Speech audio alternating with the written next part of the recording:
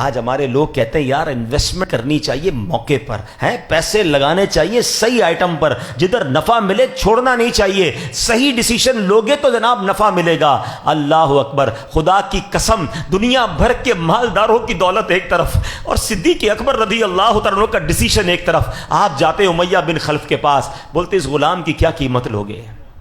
یہ غلام مجھے دے دو، بہت مارتا تھا نا، یہ بتاؤ یہ غلام کتنے کا مجھے دو گے؟ وہ امیہ کہتا ہے میں مثال دے رہا ہوں آج کے دور کے حساب سے 10,000 روپوں کا دوں گا۔ کہا ٹھیک ہے 10,000 میں ڈن ہوا۔ کہتا نہیں 20,000 میں دوں گا۔ کہ 20,000 میں ڈن ہے۔ کہتا نہیں 30,000 میں دوں گا۔ یعنی اس زمانے کا جو کرنسی تھی امیہ ریٹ بڑھاتا گیا، آپ اوکے کرتے گئے، امیہ پھر سودے سے پھر جاتا، پھر ریٹ بڑھاتا۔ اس زمانے میں مثال کے طور پہ اگر غلام کی قیمت 10,000 تھی، حضرت ابوبکر سے اس نے 1,00,000 روپے طلب کیے، بہت مہنگی رقم بڑھا دی۔ حضرت ابوبکر صدیق نے کہا مجھے منظور ہے، اب ڈیل ہو گئی۔ امیہ پتہ ہے کیا کہتا ہے؟ کہتا ہے اے ابو بکر تمہارے تو میں نے بزنس کے بڑے چرچے سنے ہیں، تم تو بڑے بڑے ماہر بزنس مین ہو، اتنا مہنگا غلام تم نے خرید لیا۔ آئے ہائے، سنو حضرت ابو بکر کا جملہ، کہتے تم اس کی قیمت کیا جانو امیہ، تم اس سے زیادہ مانگتے، میں اس سے زیادہ تمہیں رقم دیتا۔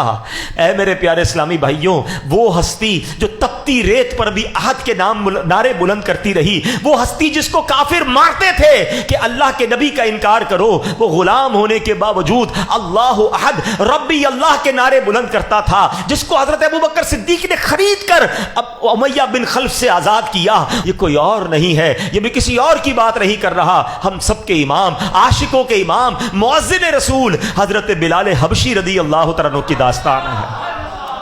اللہ اکبر، یہ وہ لوگ تھے جو ایمان لانے کی جنہوں نے قیمت دی ہے۔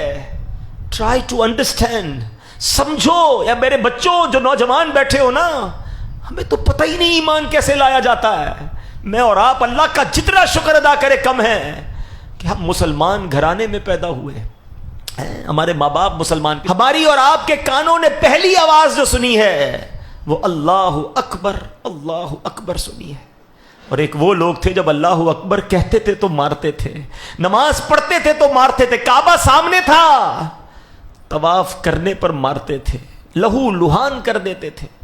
صحابہ کرام کو بڑا ستایا گیا پیارے اسلامی بھائیوں، چٹائیوں میں باندھ کر دھونی دی گئی ہے، دھوئیں میں دم گھٹایا گیا، ڈبکیاں دیتے تھے، مگر ایسا لگتا تھا کہ جان چلی گئی پھر چھوڑتے تھے۔ ذرا سوچئے میرے پیارے اسلامی بھائیوں، یہ کیسی داستان ہے۔